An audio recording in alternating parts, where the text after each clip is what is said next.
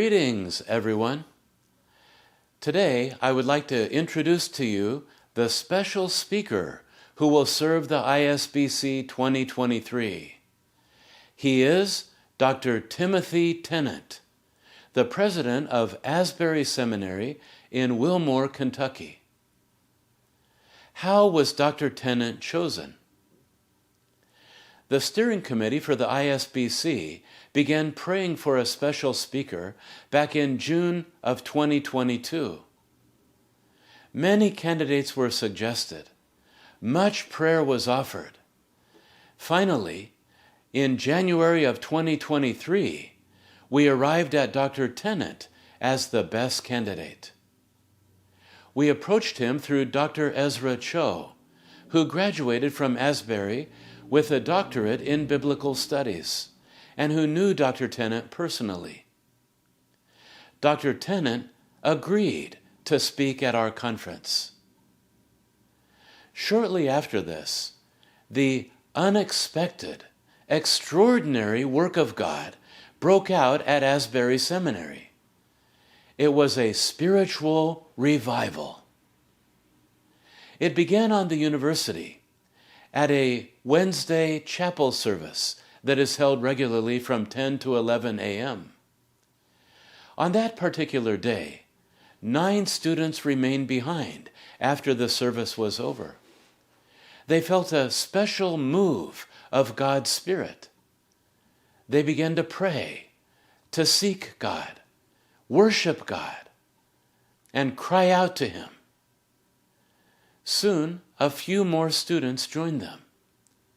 And then a few more students came in. And then a stream of students began to come back to the chapel. And by 4 p.m., the chapel was filled with 1,500 attendants. For the next 16 days, there was continuous praise and worship, earnest prayer, testimonies, biblical messages, and public Bible reading. The stewards of this revival carefully protected the spiritual environment. It was not co-opted by famous Christian leaders. The national news media was given limited access. In fact, news of this revival spread by students through word of mouth and through social media. In fact, there were 50 million views on TikTok of this event. Altogether, they estimate 50,000 to 70,000 people attended in person, swarming onto a city that has only about 6,000 people, including all the university members. People came from over 200 academic institutions all over the United States and around the world. Many people came forward. They knelt down and cried over their sins and poured out their souls to God in confession. They received forgiveness and grace through Jesus Christ, and they got up full of joy and peace. Many people who had suffered with addictions, some for many years, were set free by the power of Christ. Many Gen Z members attended this revival, and in fact, it was really for them most of all. They suffered from anxiety and depression and suicidal ideation. They brought their soul to Jesus. They knelt down before Jesus, and they asked His mercy and His grace, and they met Jesus personally. Their burdens were lifted away.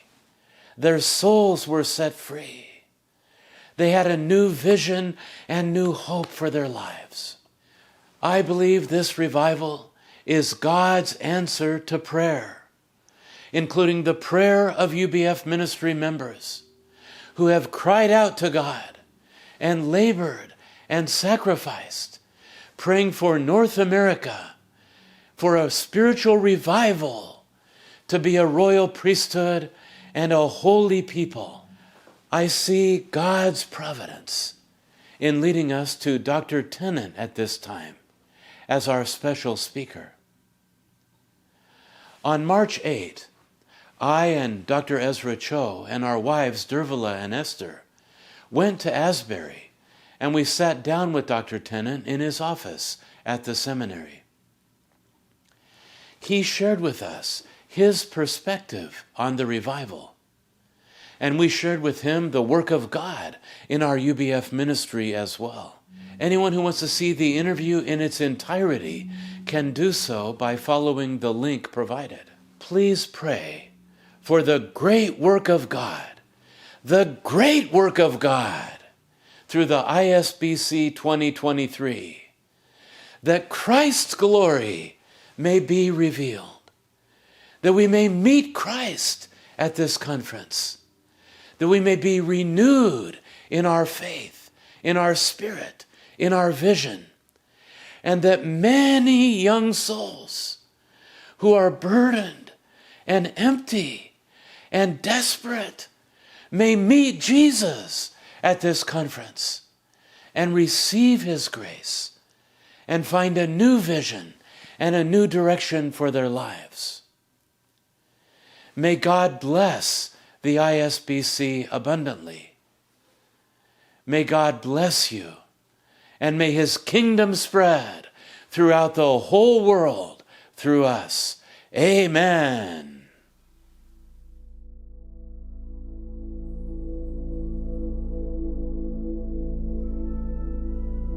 And were the majority of people young students from other campuses? Or no, I would say that it was about half and half. I would say there was definitely, I think what I would say is the core, like, awakening, and I think the most important historically will be that God gave Gen Z, at least sufficient numbers of Gen Z, hope. There was a hope, and that hope was in Jesus Christ. They're a desperate generation. They feel like they've been discounted. They feel all kind. They look at the politics, look at everything around. They see no hope. And so I think there was a lot of sense of hope. But I think the second kind of tier of it were people that were not Gen Z, just people that were spiritually desperate. And most of that happened on this side. So I think the Asbury Seminary experience, because we kept, all the Gen Z were sent over there, we pretty much hosted the out-of-town guest. And I think that was significant and important because people were getting healed and saved, and people came forward every night and said, lead me to the Lord.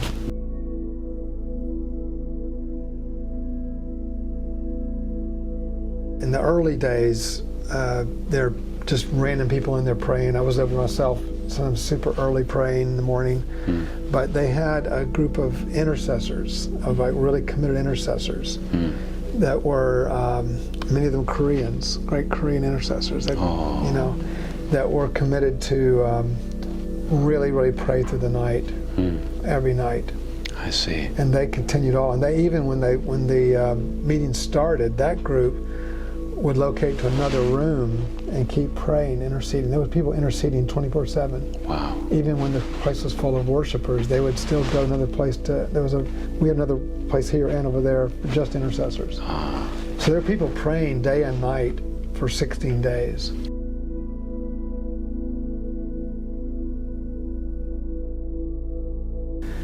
So people kept saying, students themselves kept saying, radical humility. Okay, this was the radical humility. When they came out of the Essex Chapel, out of Hughes, how would you describe what you're experiencing? They would say, radical humility. So what happened was that became kind of a theme. Again, no one announced it. There was no planning, like what is our theme? It just was said by people over and over again. When they came out, that was their experience. And those who maybe organized it, or those who were trying to run it, maybe those of us, whoever, that we were all acting with humility. We were not trying to dominate or govern it, or we had a thing like no one was to mention their name when they got to the, whatever, none of that, I'm the president or whatever. But I think actually what I saw at the altar was of course that was true, but I saw the real meaning of the phrase for me was the radical humility of God. That God was stooping down to people and touching them when none of us deserved it. It wasn't because we were humble, it was because God was humble. God was gracious to come to us, and we don't know why he came to this town in this powerful way. But we just saw working night after night, and people who didn't deserve it, who had spurned God their whole life, and yet God was wanting to meet them at the altar. It's powerful. I saw it over and over again. I said, this is really about God's humility. And it was amazing. So anyway, there were just so many things that were so life-changing. And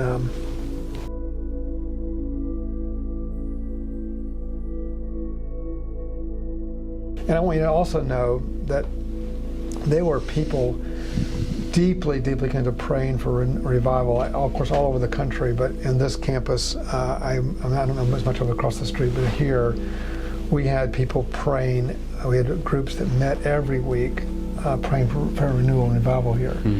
One of our students from Malaysia came here, got a master's degree, graduated, and said, I'm not supposed to go back. I'm supposed to stay here and pray for revival. And he walked around town. He walked on this campus. He went all to my house. He walked around my house every single day.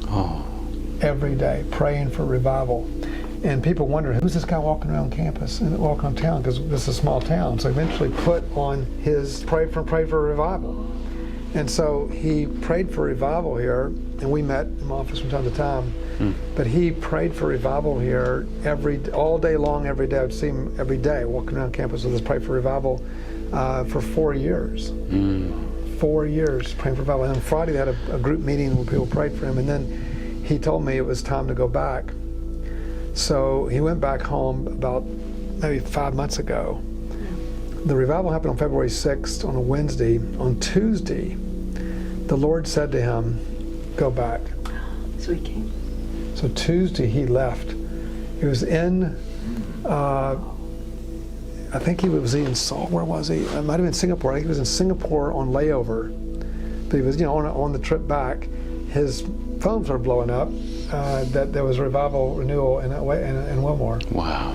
So meanwhile, I was up here in the Hughes Auditorium when it broke out. I was over there. My wife and I were in the back, and of course we were very emotional. It was just so powerful. And I turned to Julie, my wife, and I said to her, I sure wish Han, his name is Han, I wish Han could be here, because Han has been stuck in this town for 4 years. I wish Han could be here, because I just knew how much he just agonized for this. And literally, as I said, I looked over like this, and I saw him. Oh, this is a true story. I said, there he is. I couldn't believe it. I went over and said, and he told me this story about how the Lord told him to come back. And he was there in the back of it, and he was here for every day of the whole revival. I saw him every day. But it was just amazing that the Lord told him, it's time to go back. And he left his home before Wednesday at 10 o'clock. Isn't that amazing? And to my knowledge, I mean, his wife did give a testimony one day about all this, but his story has not been told, or he's not been interviewed really. He's a very quiet guy, and there's not just him. There's many others like him. Davey Ferraro over here, Davey and Robin Ferraro, couple that works in our whole wellness program. Very, very committed to praying for revival for years here. David Siemens, Steve Siemens, one of our professors. Yes. Steve Siemens, very committed to it. They were just all across this campus, and so I just think that, in some ways, every church, every part of the world needs to have people willing to pray when nothing seems to be happening, because you never know when God answers those prayers.